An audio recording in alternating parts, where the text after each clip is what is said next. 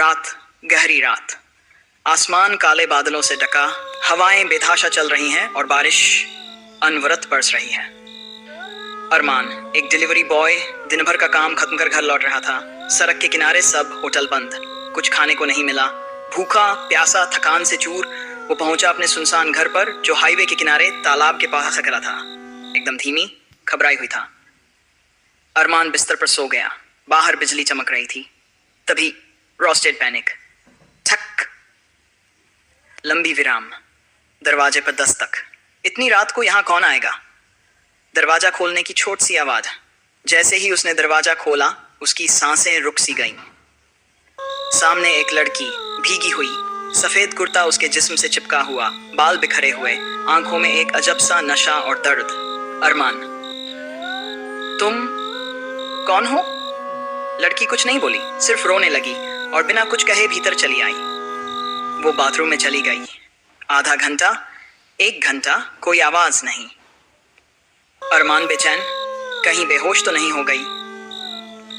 दरवाजा खुला और लड़की बाहर निकली, सिर्फ तौलिए में, होंठ सूखने जैसा मचन। वो उसके बिस्तर पर जाकर लेट गई। थोड़ी देर बाद वही लड़की खाने की थाली लेकर आई। ये कहां से लाया? लड़की चुप, हाथ से उसे कौर खिलाती है।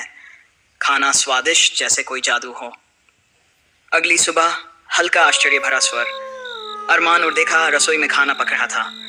वो हैरान बोला, गैस तो खत्म थी। अरमान का फोन अचानक बजा। उसने रिसीव किया। बॉस, आज पार्टी है, लेकिन ध्यान रहे वहां वही आ सकता है जो अपनी पत्नी को साथ लाए। लाइन कट जाती है। अरमान उदास हुआ, पर दोपहर को जब वो घर लौटा तो हैरान रह गया।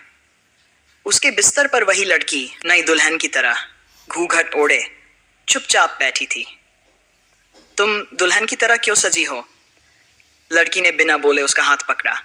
अरमान की समझ में आया, ये चाहती है कि मैं इसे अपनी पत्नी मानकर ले जाऊं। पार्टी, फुल पार्टी साउंड, हल्का म्यूजिक, भीड़ की गड़गड़ाहट। पार्टी में जब दोनों पहुंचे, सबकी नजरें उस लड़की पर टिक गईं।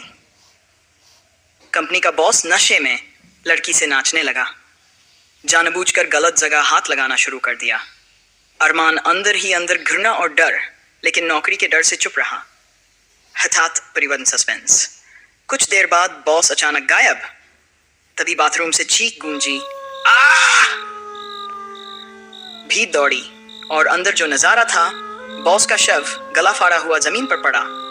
सनसन लोग दहशत में, पर दूर खड़ी वही लड़की हल्की सी मुस्कान लिए शव को घूर रही थी। ये कौन है? घर वापसी, निस्तेपंकी की फील। अरमान उसे लेकर घर लौटा। थका हारा बाथरूम में गया।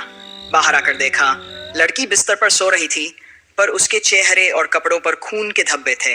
सफेद कुर्ता लाल हो चला था। घबराहट का टोन। अरमान डरकर दरवाजे की ओर भागा, पर दरवाजा खुला नहीं। खिड़की से ठंडी हवा चली और कमरे में कच्चे खून की गंध फैल गई। उसका दम घुटा और वो बेहोश होकर गिर पड़ा। अगली सुबह कमजोर, अरमान ने आंखें खोली। तेज बुखार, बदन टूटा फूटा। महसूस हुआ कोई पैर उसके गद्दे पर दबा रहा है। देखा, वही लड़की खड़ी थी। उसकी आंखों में आंसू थे, पर वह फिर भी चुप थी। धीमा धीमा मुंह में पड़ने का टोन। पूरे दिन वही लड़की उसकी देखभाल करती रही। डर धीरे धीरे मुंह में बदलने लगा। रात 10 बजे, कमरा फूलों से सजा हुआ। लड़की दुल्हन की तरह खड़ी, हाथ में दूध का गिलास। वो अरमान को दूध पिलाती है, आंचल से उसके मुंह पोंछती है। अरमान मदहोश होने लगता है। फिर लड़की धीरे धीरे अपने कपड़े उतारने लगती है। हर कपड़ा गिरते ही कमरे में एक अजीब सी मीठी खुशबू फैल जाती है। अरमान उसे अप्सरा सी देखता है, पर उसके शरीर पर अजीब दाग और जख्मों के निशान देखकर कांप उठता है। बाथरूम वाला राज। तभी लड़की मुस्कुरा कर कहती है, अरमान, तुम बहुत थके हुए लग रहे हो, जाओ बाथरूम जाकर फ्रेश हो आओ। अरमान बाथरूम में गया।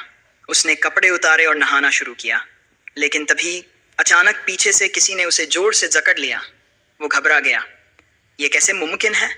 दरवाजा तो अंदर से बंद था, फिर ये लड़की अंदर आई कैसे? आवाज धीमी। वो लड़की पूरी तरह उलंग होकर अरमान के जिस्म से लिपट गई। अरमान को पल भर के लिए अजीब सा सुख, नशा और आराम महसूस हुआ, लेकिन जैसे ही उसने नीचे नजर डाली, अपने ही जिस्म पर ताजा खून की धार देख कांप उठा।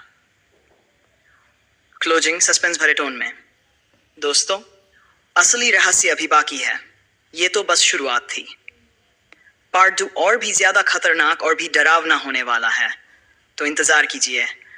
और अगर ये कहानी पसंद आई हो तो लाइक कीजिए, कमेंट कीजिए और सब्सक्राइब करना मत भूलिए।